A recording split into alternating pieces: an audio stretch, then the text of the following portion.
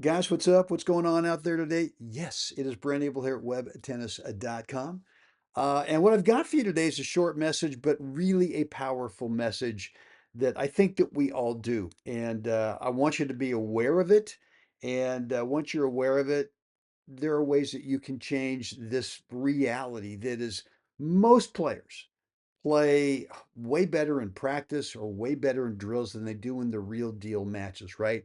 Whether it's league matches or serious practice matches, even tournaments, there's a real difference. And I think there's several different reasons why, but this is one of them that you can tangibly change, right? It's based on the mindset stuff, it's based on the mental stuff, but you can change what you do physically with what I want to throw by you today. Look, before we get into it, if you've not yet picked up my course in the 5 minute mindset skills training, there's a link right down below. I want you to click it when we are done today with today's episode. Because look, yeah, if you are playing tight, we are going to talk about one thing today, but there's some other training that you got to do so that you start to build the confidence, right? The real confidence code in tennis from mental toughness gets built first off the court. Guys, we'll get into that in just a second. But look, first, practice versus the real deal matches. Here's the difference.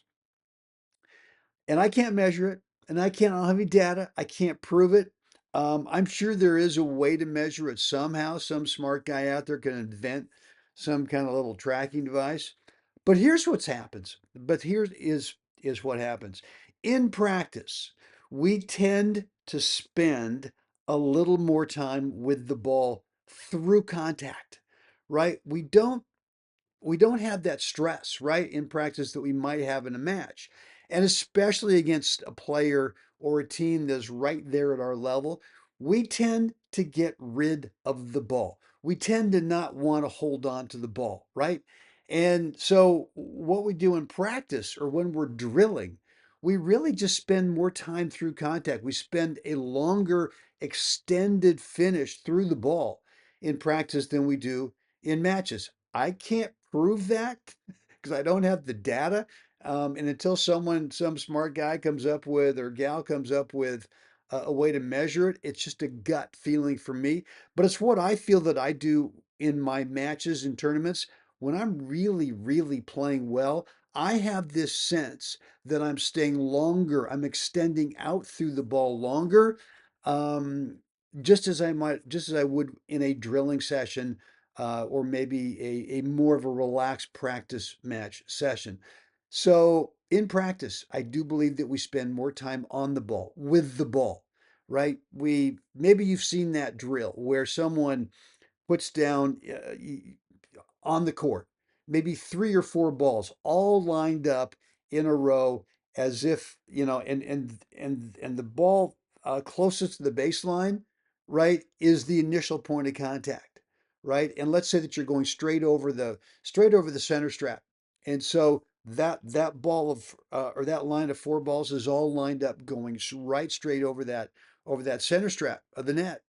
And what I feel is that if I can imagine I'm going out through four balls or three balls or five balls, whatever it is, rather than just sometimes in matches, we come up to that first ball and we just pick the racket off of the ball because we want to get rid of it, right? We don't want the ball long enough. And so when you go out and practice the next time or the next time you're warming up, I want you to really feel how you would extend out through the ball towards your target so that you're spending more time with the ball. You're allowing the ball to get into your string bed. You're allowing it to compress into your string bed without getting rid of it, right? You could come into the perfect point of contact, but if you snap off of the ball too quick, you might get the ball back over, you might go inside the court, but most of the time the quality spin's not there, the depth of shot is not there, the direction's not as great, it's not as accurate as you want. So, in practice, in warming up, one thing you can start to do is how long are you staying with the ball as you go out through contact? And then once you get into the real deal match, maybe you start playing some practice points and see if you can replicate it from the drill into some points in practice, and then from the points in practice, be able to take that into the match, whether it's singles or doubles, and get that sense that it's okay to hold on to the ball, right? Doesn't mean that you're swinging slower. It just means that you're allowing the contact time to extend a little bit longer. How much time is that? It's probably a nanosecond. I don't know. It's not very long. Probably can't even measure it, but it's the difference of being able to make more shots, make fewer unforced errors in the real deal matches as we do in practice. And that's one of the main reasons I think that we play better in practice than we do in the real deal. Hope this makes sense. Look, I want to hear from you today. What's on your mind? Let me know down below in the comments section. Any comments, any questions, remarks? What's on your mind with this thinking about in practice versus matches? Hey, let's go ahead and extend out through the ball longer, trying to increase the contact time, letting the ball compress against your string bed, and that feeling of just, not getting rid of it, holding on to it longer. Look, guys, if you've not yet picked up my course on the 5 mini mindset skills training, I want you to check it out. It was a game changer for me a couple of years ago, 2023. My results went off the charts. Never, never did anything like that before. And all of my students, all of my students, probably 150 players have picked up this course, 150 plus at this point. And I'm getting the same. I'm getting the same response.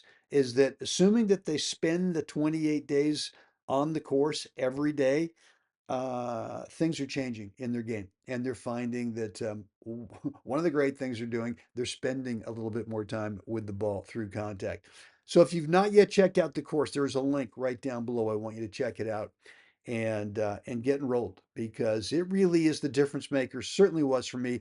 The confidence code for mental toughness gets built first off of the court. And there you have it. Guys, it's time. We got to get out there. We got to help someone else have a spectacular day. Guys, I will see you again next time.